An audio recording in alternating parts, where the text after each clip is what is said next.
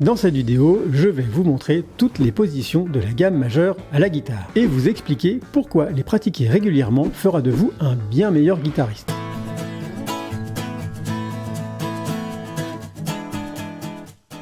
Salut, c'est Sébastien, bienvenue dans ce nouvel épisode de Guitare Pratique, la chaîne qui vous emmène des bases de la guitare à la maîtrise et vous aide à devenir le guitariste dont vous rêvez.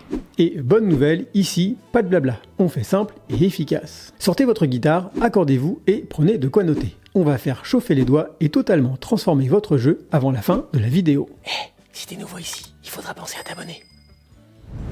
Je vais commencer par vous expliquer pourquoi il est essentiel de maîtriser la gamme majeure. On va ensuite rapidement parler de la position de la main gauche pour jouer sans forcer. Puis je vais vous présenter les différentes positions de cette gamme à la guitare avec des positions dites classiques et des positions alternatives, souvent plus simples, surtout si vous débutez. Et pour terminer, je vous montrerai des exercices pratiques pour bien maîtriser toutes les positions de la gamme majeure et pouvoir mesurer objectivement vos progrès. Restez bien jusqu'à la fin car je vais vous donner un bonus spécial pour vous permettre de toujours avoir vos diagrammes sous la main. Avant de continuer, si vous avez des questions ou des sujets que vous aimeriez voir abordés dans une prochaine vidéo, laissez un commentaire, j'y répondrai personnellement.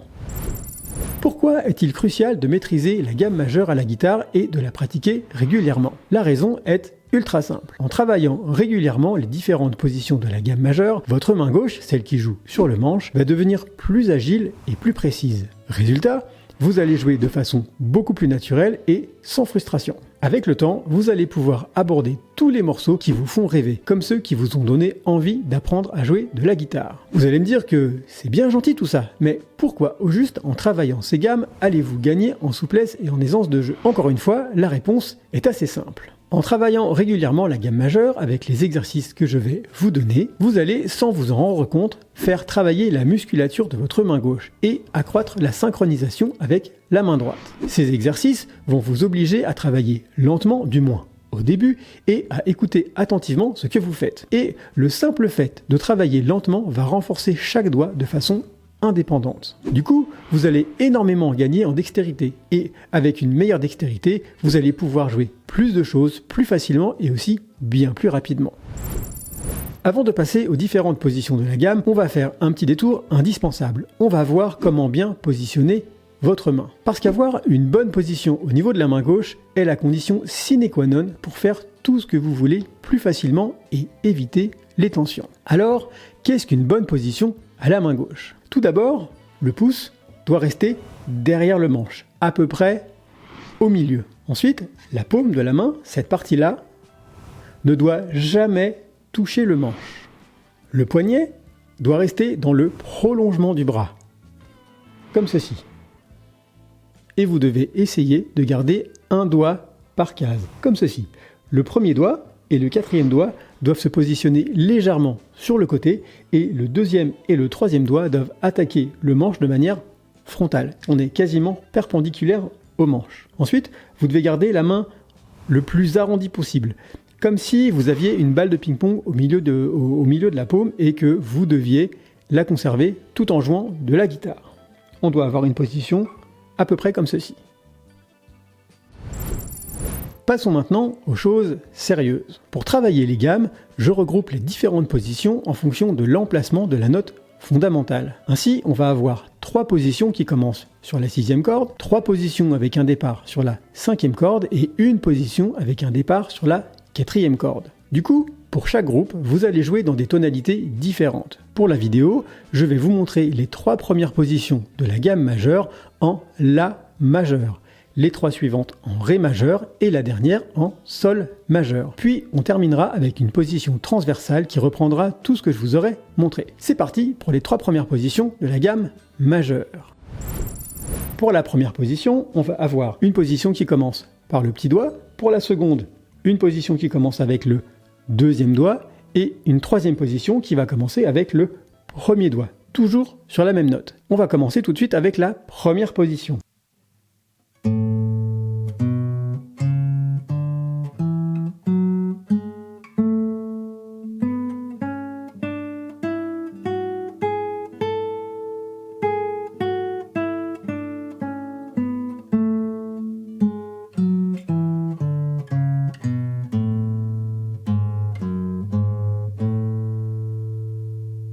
Comme vous l'avez remarqué, je marque une pause sur toutes les fondamentales. La fondamentale est la note la plus importante de la gamme. Là, en l'occurrence, puisque je joue une gamme de La majeur, je vais faire une pause sur tous les La. En vous arrêtant sur chacune des octaves de la fondamentale, vous allez vraiment mémoriser la mélodie que produit la gamme et ainsi vous allez préparer votre oreille pour la suite. Lorsque vous aurez une bonne maîtrise des gammes majeures, vous pourrez attaquer les modes et chaque mode va avoir une mélodie différente. La gamme majeure n'y coupe pas puisque la gamme majeure est un mode, qu'on appelle aussi le mode ionien. Maintenant qu'on a vu la première position en mode classique, je vais vous montrer la même position mais en mode alternatif. Dans les positions alternatives, on va avoir un doigté légèrement simplifié en évitant les écarts trop importants entre les doigts. Donc je vous la joue cette fois-ci en mode alternative et vous allez voir, il y a un petit démanché.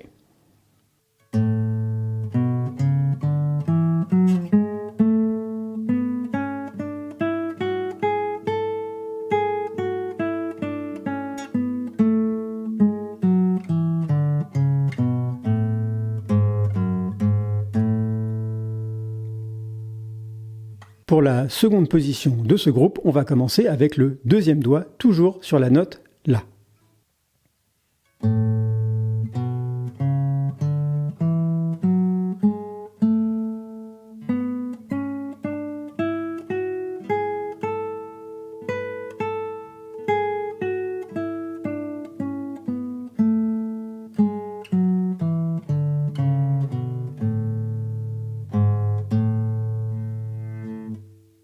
Pour cette deuxième position, comme le doigté est relativement simple, il n'y a pas de doigté alternatif. Pour la troisième position, on va commencer cette fois-ci avec le premier doigt.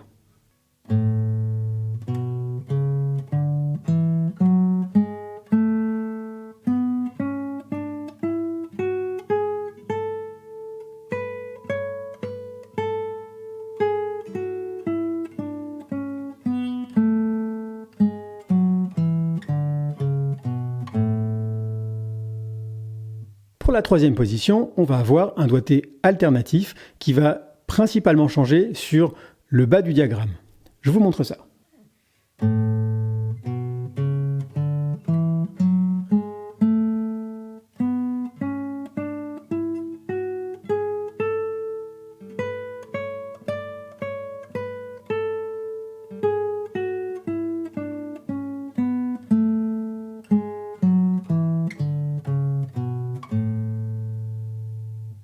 On va maintenant voir les trois suivantes en Ré majeur. Cette fois-ci, la fondamentale va se trouver ici, en cinquième case. Comme pour le premier groupe, je vais commencer la première position avec le quatrième doigt.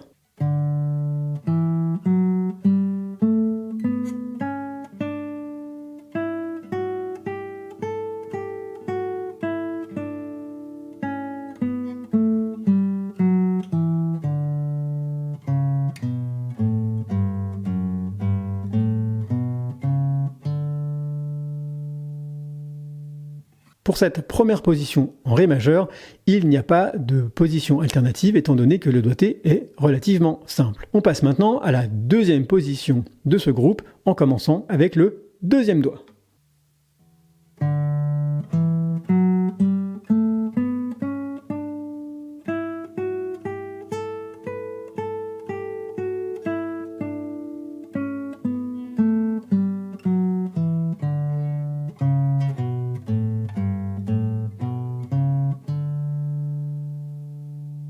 Pour ce doigté, nous allons avoir une position alternative. La voici.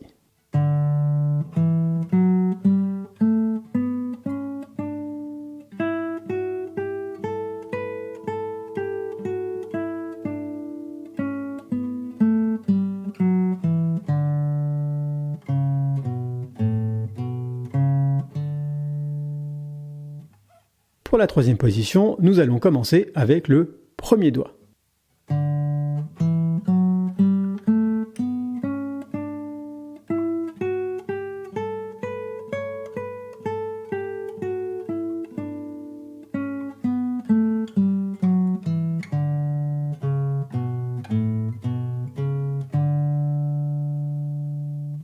Pour cette position, la position alternative va surtout être simplifiée sur le bas de la gamme.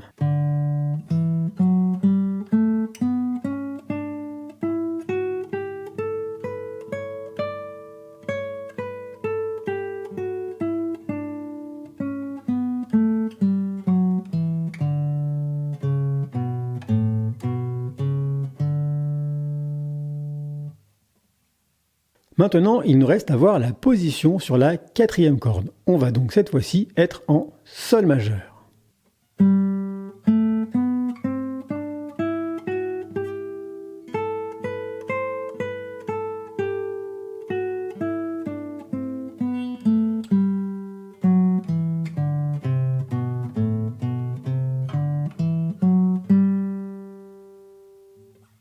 Pour la position alternative, on va commencer cette fois-ci avec le 2e doigt.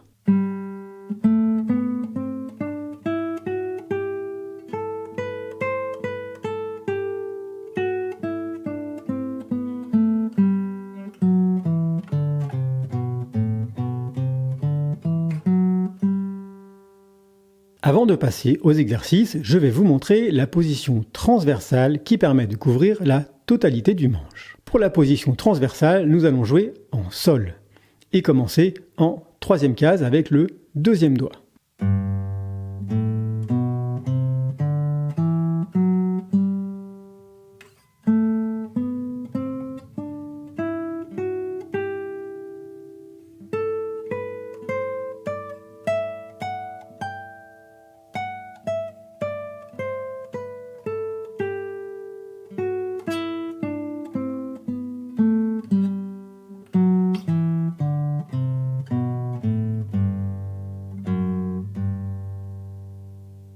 On va maintenant passer aux exercices pratiques, car jouer les gammes, c'est bien, mais s'amuser, c'est mieux. Pour les exemples, je vais me baser sur la 2e position de la gamme majeure, car c'est la plus simple au niveau doigté pour commencer. Le premier exercice consiste à jouer les notes par groupe de 3, et comme pour le reste, on commence toujours sur la fondamentale.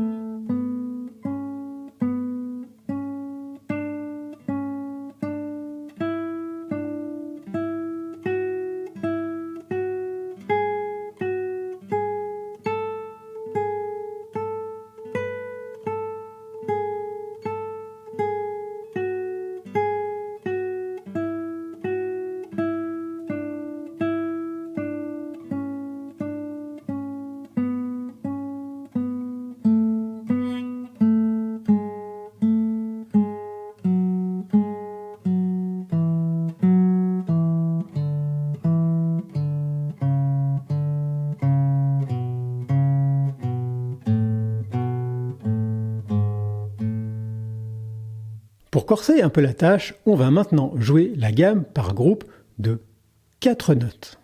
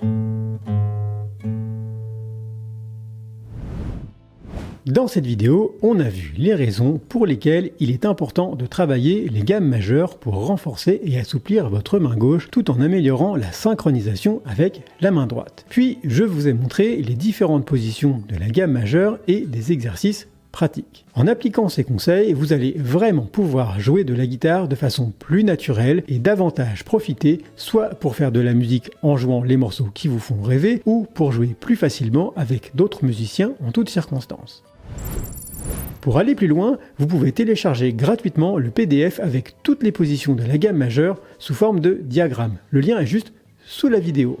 Ainsi, vous pourrez avoir vos diagrammes toujours à portée de main. Je vous mets également le lien vers mon livre 25 astuces pour progresser efficacement à la guitare qui a déjà aidé plus de 700 musiciens à transformer leur jeu à la guitare. Et n'oubliez pas que je réponds régulièrement à vos questions en vidéo. Donc n'hésitez pas à poser vos questions dans les commentaires, cela pourrait faire le sujet d'une prochaine vidéo. Bonne gratte et à très vite sur Guitare Pratique.